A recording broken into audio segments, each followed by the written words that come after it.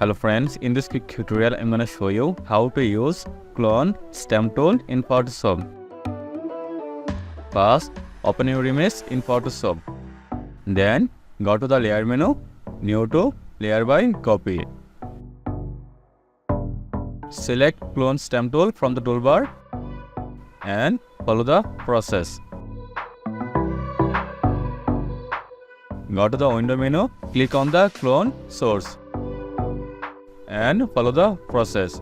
Alt key, select sample if you want to replace.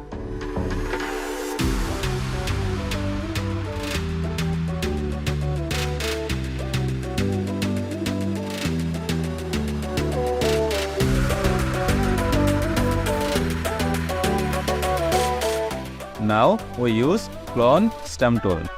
If you enjoyed this video, don't forget like, comment and subscribe for more videos.